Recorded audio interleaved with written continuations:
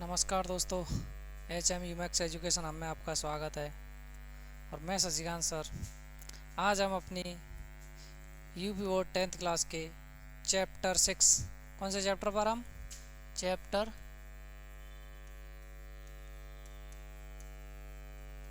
6 पर आते हैं और उसे क्या करते हैं, शुरू करने वाले हैं। चैप्टर का नाम क्या है? त्रिभुज। त्रिभुज चैप्टर। तो मैंने बेटा बोला था सभी से कि आप कमेंट ज़रूर करना या मेरे को मैसेज करना, जो भी है। तो एक बच्चे ने मैसेज किया था, सर मेरी समझ में त्रिभुज वाला चैप्टर नहीं आता है। तो हमने भी सोचा कि बेटा नहीं आता है तो हम कोशिश करेंगे समझाने की, और समझ में भी आएगा। यहाँ तक हम आशा करते हैं समझ में आएगा। तो एक बार की बात है, हम थोड़ी पहले मोटिवेशनल, उसके बाद हम अपना क्लास स्टार्ट करते हैं त्रिभुज। तो एक बार की बात है, एक स्कूल में अफवाह फैल गई। क्या फैल गई? अफवाह फैल गई कि कक्षा 10 की क्लास में एक डरावना चैप्टर है। कैसा है? डरावना चैप्टर है।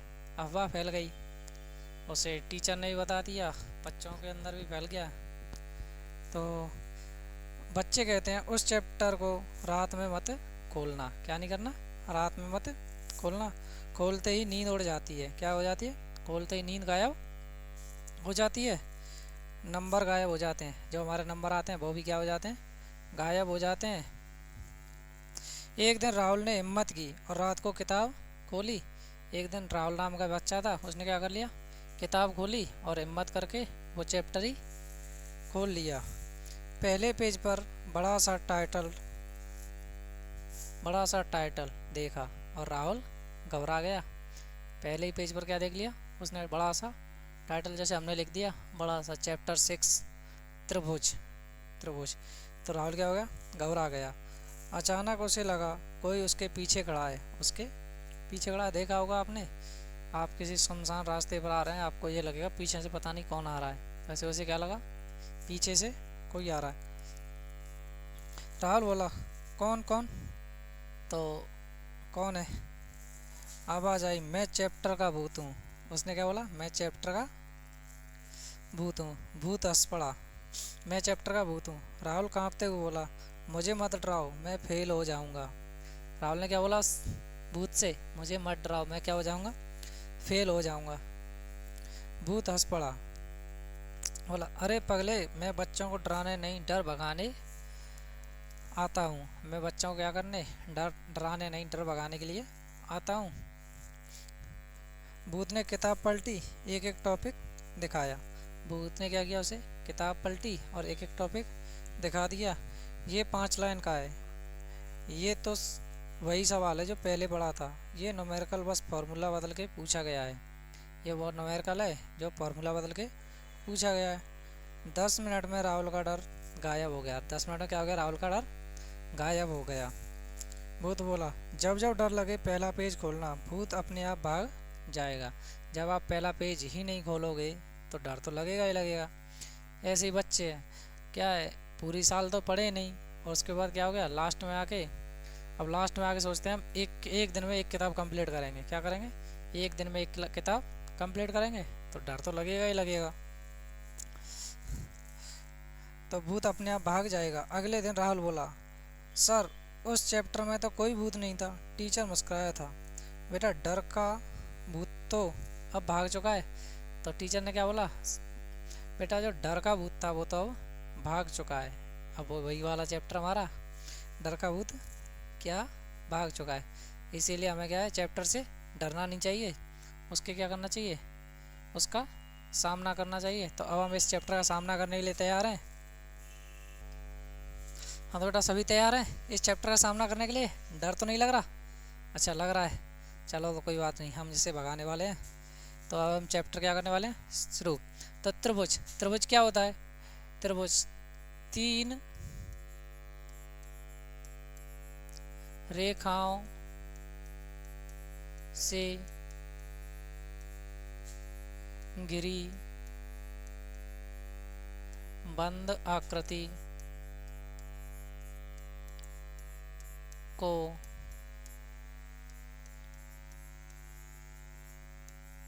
त्रिभुज कहते हैं। तीन रेखाओं से घिरी बंद आकृति को क्या कहते हैं? त्रिभुज कहते हैं। ये मत समझ लेना बेटा कि तीन रेखाओं से बनी आकृति को त्रिभुज कहते हैं, ठीक है। तीन रेखाओं से बनी और बंद, इसमें अंतर है। तो तीन रेखाओं से बंद आकृति तो ये वाली बन जाएगी, जैसे त्रिभुज, एक रेखा, दो रेखा, तीन रेखा, इनसे बंद आकृति है ये, क्या है? बंद। अब तीन रेखाओं से बनी आकृति, जैसे एक रेखा ये हो गई, एक रेखा ये हो गई, एक रेखा ये हो गई, तो इससे कोई त्रिभुज बन रहा है क्या? तो इन दोनों में क्या है? अंतर है। इसलिए हम क्या परिभाषा देते हैं? तीन रेखाओं से घिरी बंद आकृति को क्या कहते हैं? त्रिभुज कहते हैं। अब पॉइंट नंबर 1,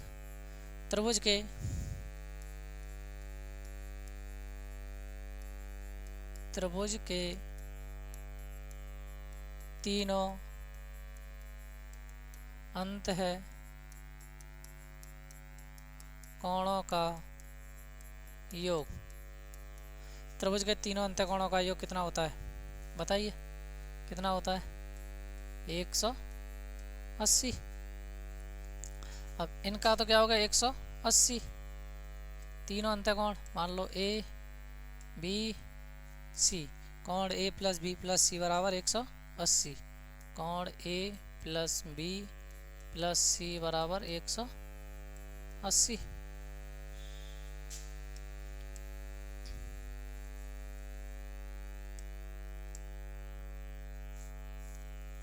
तो त्रिभुज के तीनों कोणों का योग कितना हो गया? 180।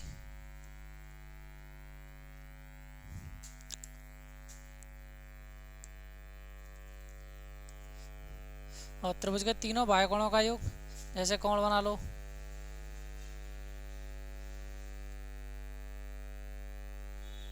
जैसे ये कोण हो गया एक, कलर चेंज करते हैं, ये वाला कोण हो गया एक,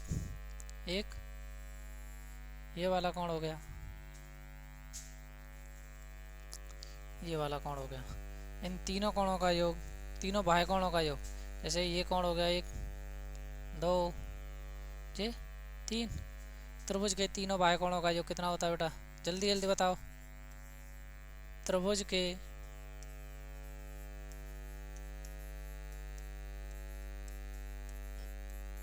तीनों बाह्य कोणों का योग बराबर कितना होता है? 360 डिग्री। त्रिभुज के तीनों बाह्य कोणों का योग कितना होता है? 360 डिग्री। कैसे होगा? जैसे ये वाली पूरी रेखा है, इसका इस कोण का मान कितना होता है? 180। इसका भी पूरे का 180, इसका भी 180। लेकिन हमने क्या बताया? तीनों अंत्य कोणों का योग कितना होता है? 180। तो 180 180 180 टोटल कितना हो जाएगा? 540। माइनस कर दो हम 180, तो 0, ये बचेगा 360। आगे इसमें नहीं आया, आ गया। तो अब हम इस चैप्टर में आते हैं, चैप्टर को हम आगे कंटिन्यू करते हैं। तो अब हमारे पास इस चैप्टर में पढ़ने के लिए तीन टॉपिक हैं। कितने?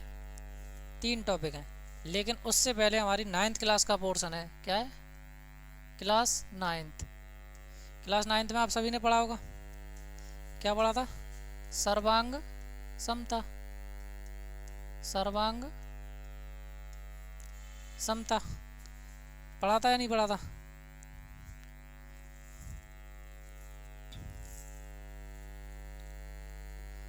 किस किसने नहीं पढ़ा सर्वांग समता? अच्छा, सर्वांग समता। तो सर्वांग समता क्या होती है बेटा? सर्वांग समता की परिभाषा बताइए कोई, एक आध बच्चा तो बताएगा। दो आकृतियाँ कैसी हो?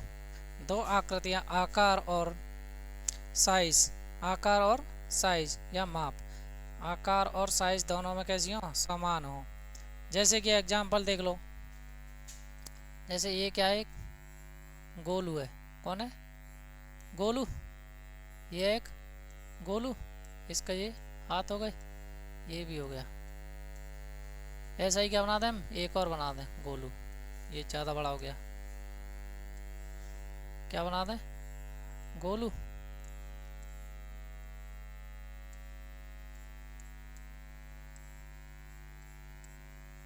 क्या बना दिया, गोलू। दोनों समान लग रहे हैं, हाँ समान लग रहा है बिल्कुल।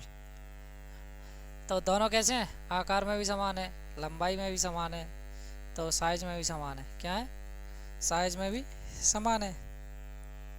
दो आकृतियाँ आकार और माप में बिल्कुल एक जैसी हों। दो आकृतियाँ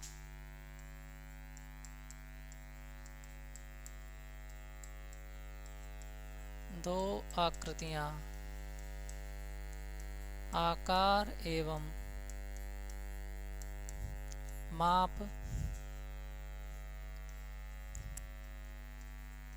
साइज में कैसी हूँ, मैं एक जैसी हूँ, एक जैसी हूँ। तो उसे क्या बोलेंगे हम, सर्वांग समता बोलेंगे। क्या बोलेंगे, सर्वांग समता बोलेंगे। जैसे एग्जाम्पल देख लो, जैसे पहला एग्जाम्पल, एक ही आकार के दो सिक्के, एक ही आकार के दो सिक्के, एक ही व्यक्ति, एक ही व्यक्ति के दो बराबर फोटो, ये भी क्या हो जाएंगे, सर्वांग समता। तीसरा, एक ही माप के, एक ही माप के दो त्रिभुज, दो त्रिभुज, ये सब क्या हो जाएंगे इसके उदाहरण।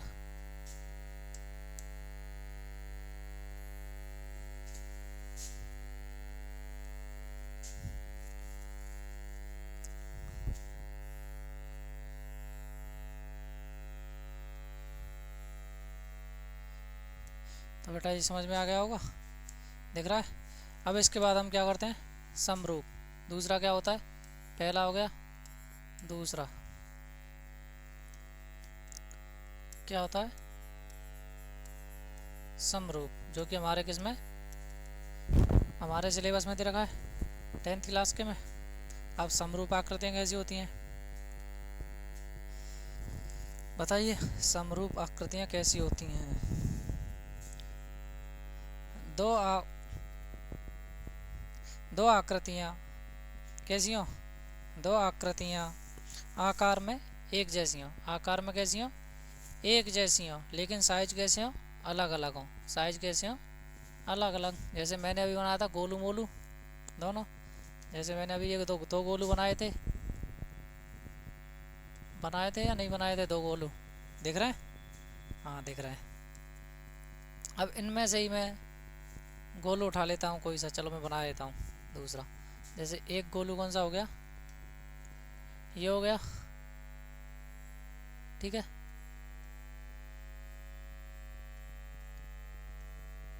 एक गोलू ये हो गया। अब एक गोलू हमें कैसा बनाना है, थोड़ा इससे बड़ा, क्या बना दें, बड़ा। दोनों की कॉपी सेम है, हाँ दोनों की कॉपी सेम है। अच्छा दिख नहीं रहा, कुछ बच्चे बोर्ड दिख नहीं रहा, चलो तो अब देखिएगा, अब तो दिख रहा है, हाँ अब दिख रहा है, लेकिन इसके क्या हाथ गायब हो गया। तो ये दोनों क्या है, गोलू मोलू। तो इनकी क्या है, आकृतियाँ तो कैसी हैं, आकार तो सेम है, लेकिन साइज कैसा है, अलग अलग है। भाई साइज ये बड़ा हो गया, ये छोटा हो गया, लेकिन आकृति तो सेम है ही, आकार तो सेम है। तो इसे क्या बोलेंगे। अब आते हैं हम समरूप त्रिभुज पर। समरूप त्रिभुज पर ये तो हमने अपने हिसाब से बता दिया। समरूप त्रिभुज में क्या होगा, कोण तो क्या होंगे, बराबर। क्या होंगे, बराबर, लेकिन भुजाओं का अनुपात कैसा होगा, बराबर। कैसा होगा, भुजाओं का अनुपात बराबर।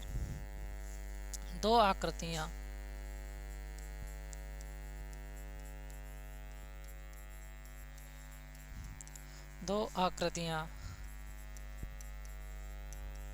आकार में तो समान लेकिन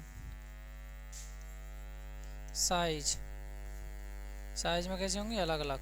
साइज में कैसे होंगे, साइज अलग अलग होगा। उसे क्या बोलेंगे हम, समरूप आकृतियाँ। क्या बोलेंगे, समरूप आकृतियाँ। क्या बोलेंगे, समरूप आकृतियाँ। तो बेटा यहाँ तक समझ में आ गया हो, तब हम आगे बढ़ते हैं। समरूप और सर्वांग समता में अंतर कि नहीं आया, आ गया। चलो अब हम आ जाते हैं किस पर, सर्वांग समता की कसौटियाँ। सर्वांग समता की कसौटियाँ या कसौटियाँ या नियम। पहला हो जाएगा कौन सा, साइड साइड साइड नियम। साइड साइड साइड नियम। क्या हो जाएगा, साइड साइड साइड नियम। पहला कौन सा होगा, साइड साइड साइड नियम। तो इसमें क्या होंगे, तीनों भुजा कैसे होंगी, तीनों भुजा बराबर। दोनों त्रिभुज की तीनों भुजा कैसे होंगी, तीनों भुजाएं बराबर। तीनों भुजाएं बराबर, तो उसे क्या बोलेंगे, साइड साइड साइड नियम। अब दूसरा ले लो, साइड एंगल साइड नियम।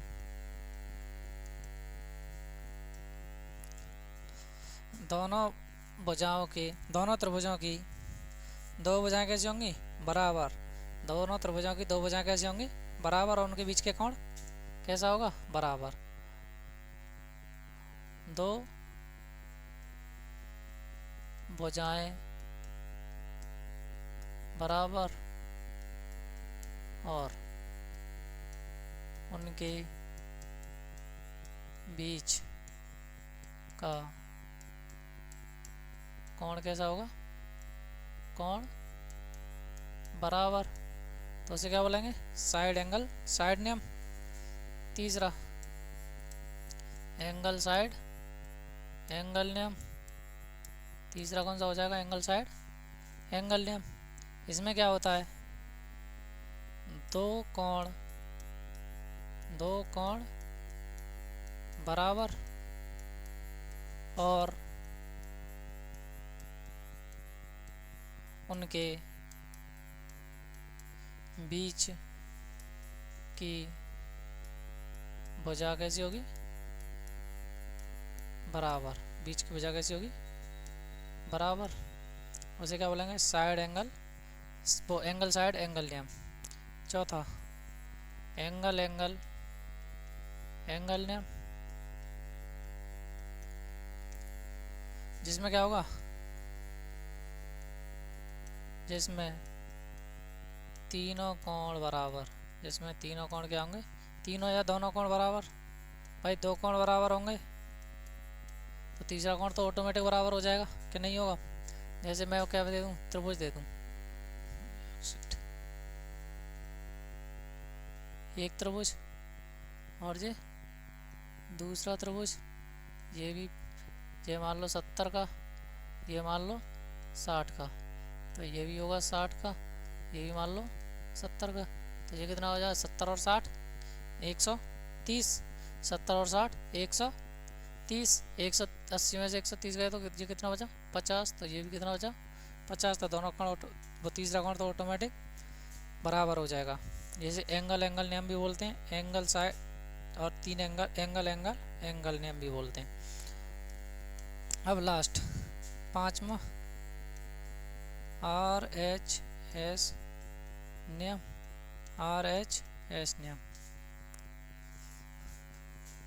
RHS नियम। RHS नियम का मतलब क्या हुआ,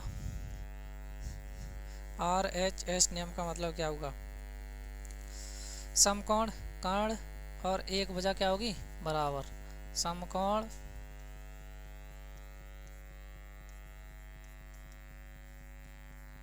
कर्ण और एक भुजा कैसी होगी, बराबर। उसे क्या बोलेंगे हम? RHS नियम। RHS नियम। तो यहाँ तक समझ में आ गया हो तो अब हम क्या करते हैं, आगे बढ़ते हैं।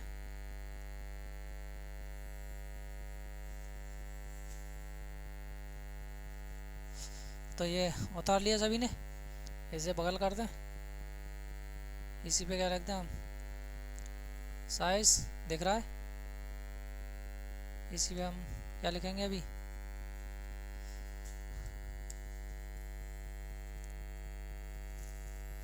समरूप के भी लिखते हैं, इससे क्या अंतर भी पता चल जाएगा। समरूप त्रिभुज की कसौटियाँ, समरूप त्रिभुज की कसौटियाँ। तो समरूप त्रिभुज की क्या क्या कसौटियाँ होती हैं वो भी देख लें हम एक बार।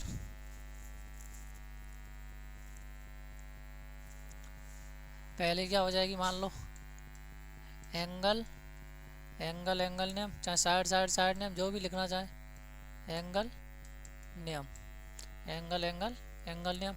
क्या हो जाएगा, तीनों कोण क्या होंगे, बराबर, तीनों कोण क्या होंगे, बराबर। दूसरी क्या हो जाएगी, side side side, side side side, इसमें क्या होंगी, तीनों भुजाएं बराबर। हाँ बेटा जल्दी बताओ, जब हमने उसमें तीनों भुजा बराबर लिखी हैं, इसमें तीनों कोण बराबर लिखे हैं एंगल एंगल नियम से, तो उसमें भी यही होना चाहिए।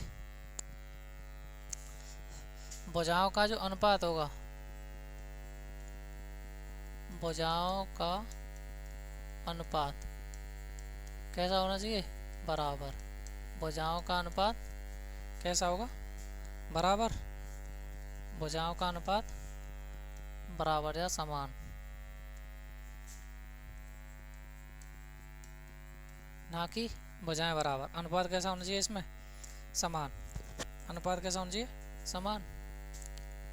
ले लो तीसरा, side angle side, side angle side, इसमें क्या होंगे, दो भुजाओं का अनुपात और बीच का कोण कैसा हो, बराबर।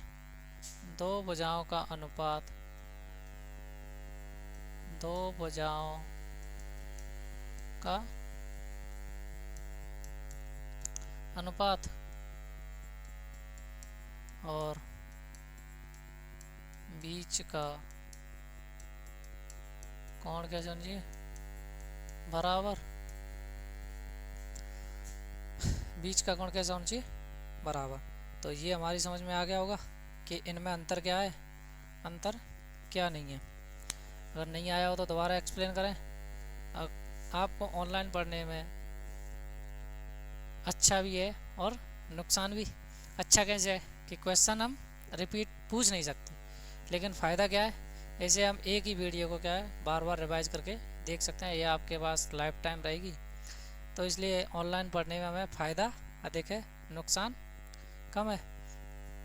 तो इसे समझ में नहीं आया तो एक बार दोबारा से रिपीट कर लेना। और अब हम आगे बढ़ते हैं, थोड़ा पानी पी लेते हैं। हाँ तो बेटा आगे देखो,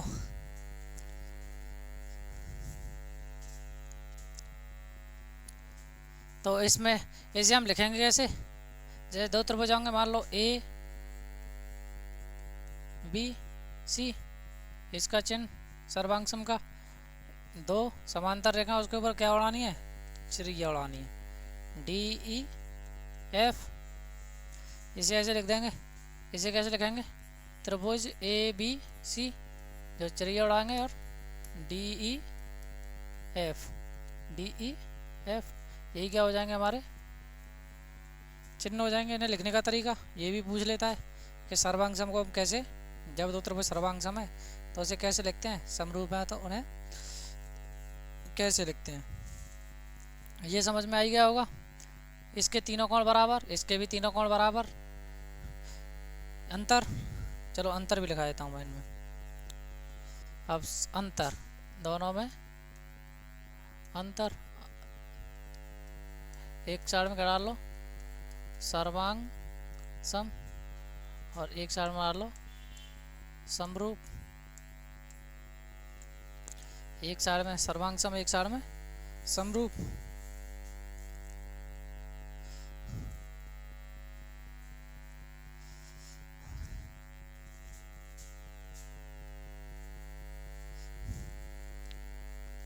एक साइड में सर्वांग सम और समरूप। आकार कैसा रहेगा इनका? आकार कैसा रहेगा दोनों का? इसका भी एक जैसा, इसका कैसा होगा? एक जैसा, और इसका भी एक जैसा। मतलब दोनों त्रिभुजों का आकार कैसा रहेगा? एक जैसा रहेगा। और साइज,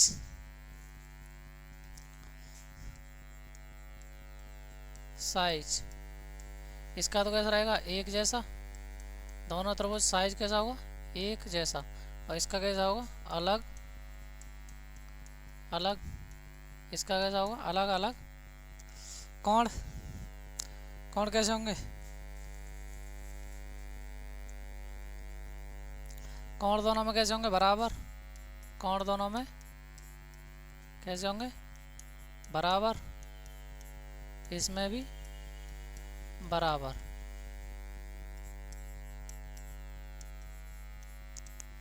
चिन्ह,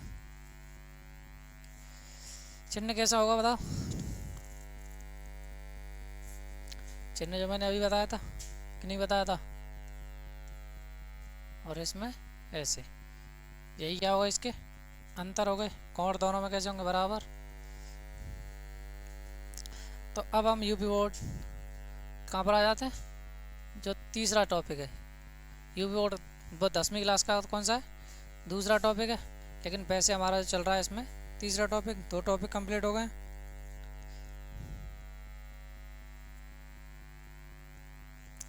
आधारभूत समानुपातिक प्रमेय कौन सी है? आधारभूत समानुपातिक प्रमेय, इसे क्या बोलते हैं हम? थेल्स प्रमेय। इसे क्या बोलते हैं? थेल्स प्रमेय। अब ये होती क्या है बेटा? ये पता होना चाहिए। जैसे कोई त्रिभुज है, क्या है? जैसे कोई त्रिभुज है कि एक भुजा के समांतर कोई रेखा खींची गई। जैसे हमारा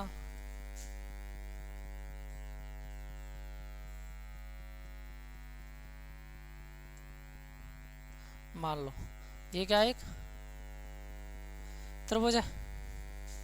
अब इसे हम क्या देते हैं? नाम देते हैं ए, बी और सी। ये क्या दे दिया हमने?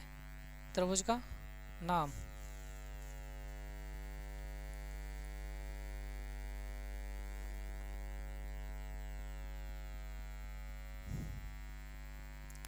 नाम दे दिया, त्रिभुज का नाम दे दिया। तो त्रिभुज के जो समांतर कोई रेखा खींची गई, क्या खींची गई? इसके समांतर एक रेखा खींच दी। क्या खींच दी? इसके BC के समांतर कोई रेखा खींच दी, जो दो भुजाओं को, इन दो भुजाओं को क्या बांटेगी? समान अनुपात में बांटेगी। चाहे यहाँ से नहीं तो यहाँ से खींच दो,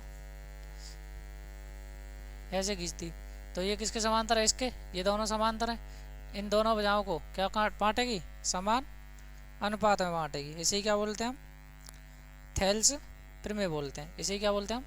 थेल्स प्रमेय बोलते हैं। तो इसे हम एक चार्ट में उठा कर रख लेते हैं और इन्हें हम साफ करते हैं। आप इसकी परिभाषा लिख लो। इसकी क्या लिख लो? परिभाषा। यदि किसी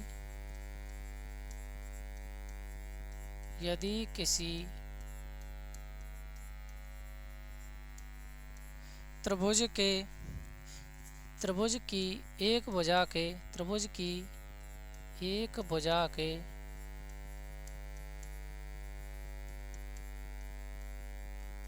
समांतर, एक भुजा के समांतर खींची गई रेखा, एक भुजा के समांतर खींची गई रेखा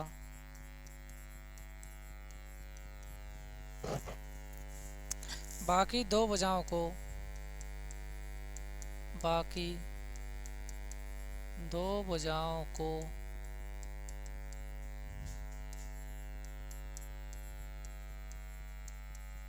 समान अनुपात में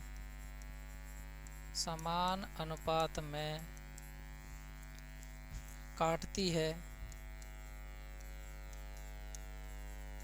समान अनुपात में काटती है, तो वह रेखा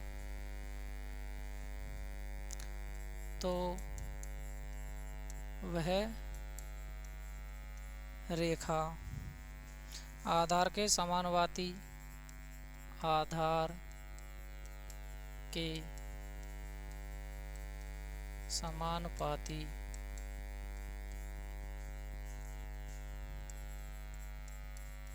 भाग बनाती है। क्या करती है? आधार के समानुपाती भाग बनाती है। जैसे मैंने अभी बताया था, ये वाली रेखा खींचती, ये वाली ऐसे खींचती, ये हो गया त्रिभुज ए बी सी। क्या हो गया? अच्छा नहीं दिख रहा,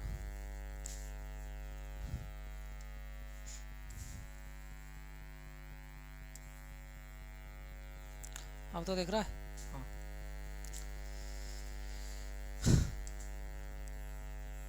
ये क्या बना दिया हमने? ए बी सी त्रिभुज ए बी सी। तो अब इसमें हमने ए सी ये हो गई डी और ई। ए सी समांतर है डी ई के, क्या रेखा खींच दी? ए सी समांतर डी ई। तो ये दोनों रेखा के समांतर, तो ये कैसे होंगे? समान अनुपात में। ए ई बट्टे बी ई बराबर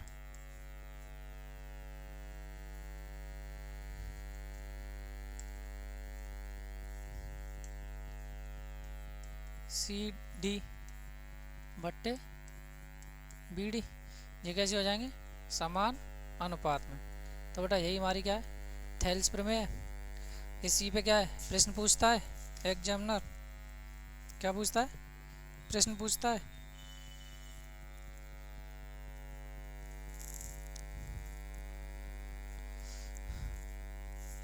अब हमारे ये यहाँ जो भी एक्सप्लेनेशन था वो तो हमारा क्या होता है? कंप्लीट होता है। इसमें क्या है? यही था। अब इसके हम कुछ थोड़े बहुत प्रश्न देख लेते हैं, उसके बाद हमारा ये चैप्टर कंप्लीट हो जाएगा। तो प्रश्नों के लिए हम क्या करते हैं?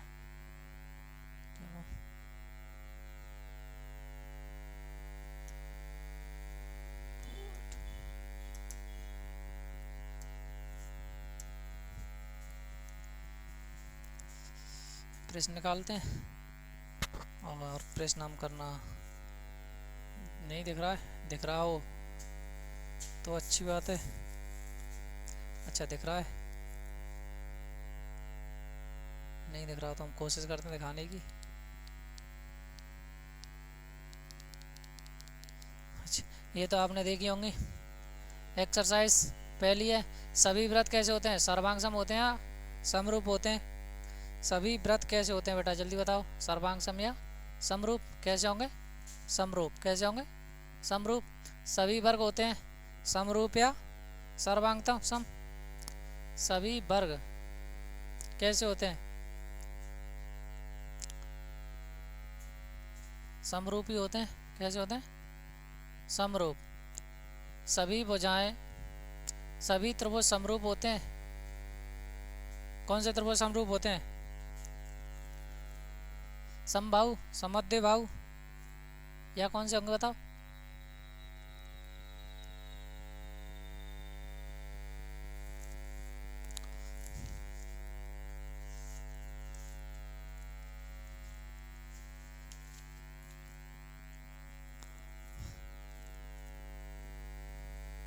सभी के कौन से त्रिभुज होंगे? समबाहु होंगे या समद्विबाहु होंगे?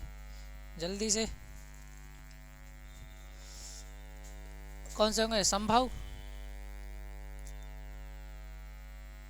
और इसमें भुजाओं की समान संख्या वाले दो बहुभुज समरूप होते हैं यदि उनके संगत कोण कैसे हों? बराबर। संगत कोण कैसे हों? बराबर। कैसे हो, बराबर। ठीक है, तो ये हमारा हो गया। अब आते हैं अगले प्रश्न पर। प्रश्न नंबर 2। अच्छा, ये इसमें दूसरा प्रश्न गायब है। हाँ, तो दूसरा प्रश्न आप देखो अपनी बुक में। बुक निकालो बेटा, बिना बुक के नहीं पढ़ाई होती है। तो निम्नलिखित युग्मों के दो भिन्न भिन्न उदाहरण दीजिए। समरूप आकृतियाँ, ऐसी आकृतियाँ जो समरूप नहीं है, उदाहरण बना के बताने हैं। दे दोगे या बनाऊँ? समरूप आकृतियाँ, ये समरूप आकृति एक हो गई, फिर इसी के समान ये हो गई। इसका कोण मान लो 60, इसका मान लो 70, ये हो गया 50। ऐसे इसका कितना हो जाएगा 60, 70, 50। तो ये तो कैसी हो जाएगी, समरूप हो जाएगी, लेकिन समरूप नहीं। जैसे इसे मान लो 50, इसे 40, इसे 60, तो ये कौन सा कितना हो जाएगा 70। ऐसे ही एक मान लो 40, ये हो जाएगा 60, ये हो जाएगा 80। तो ये कैसे हो जाएंगे, समरूप नहीं। तो हो जाएगा उदाहरण। अब प्रश्न अगला, बताइए कि निम्न चतुर्भुज समरूप है या नहीं। इनका अनुपात देखना है, अनुपात समान है तो समरूप है, अगर अनुपात समान नहीं है तो समरूप नहीं है। संगत भुजाएं कैसी हैं, समानुपाती हैं, परंतु इनके संगत कोण कैसे हैं, समान नहीं है। कोण कैसे होने चाहिए, समान होने चाहिए। कोण कैसे होने चाहिए, इसलिए आकृति समरूप नहीं है। आकृति कैसी नहीं है, समरूप नहीं है। भाई संगत भुजाओं का अनुपात तो कैसा है, बराबर है, लेकिन कोण कैसे हैं, ये 90 डिग्री बना रहा है, ये पता नहीं 90 से कम का है, ये 90 से अधिक है, 90 के बराबर नहीं है, इसलिए ये क्या है, समरूप नहीं है। ये प्रश्न आप कर ही लोगे। किसी त्रिभुज पी क्यू आर की भुजाओं पी क्यू और पी आर क्रमशः बिंदु ई और एफ पर स्थित हैं। एक त्रिभुज दे रखा है पी क्यू आर, क्या दे रखा है, मान लो ये त्रिभुज है,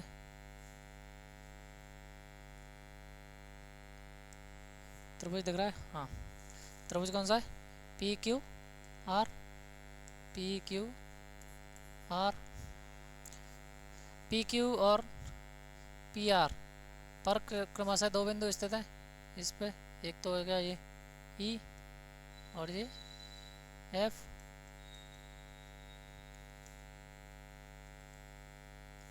स्थित है। निम्नलिखित में से प्रत्येक स्थिति के लिए बताइए कि क्या ई एफ समांतर है क्यू आर के। ये क्या करना है, हमें सिद्ध करना है। जैसे पहले में पी ई 3.9 और ई क्यू 3 सेंटीमीटर, जैसे कि पी एफ 3.6 और एफ आर 2.4 ये दे रखा है। अब ये क्या बताना है, मैंने क्या बताया था, ये दोनों भुजाएं समांतर हैं, तो इनका अनुपात कैसा होना चाहिए, बराबर होना चाहिए। क्या होना चाहिए, अनुपात। थेल्स प्रमेय कौन सी लगेगी इसमें, थेल्स प्रमेय। समझ में आ गई होगी तो कर दोगे, नहीं आई होगी तो नहीं करोगे। चित्र आपके सामने है, सॉल्व करना। ऐसे ये वाला करना है, ऐसे ये वाला करना है। सभी प्रश्न कैसे होंगे, ऐसे। अब आकृति में यदि एल एम समांतर है सी बी के, एल एम, अच्छा आकृति नहीं दिख रही है, चलो कोई बात नहीं, हम कोशिश करते हैं देखो बनाने की। जैसे चित्र ऐसे बन रहा है,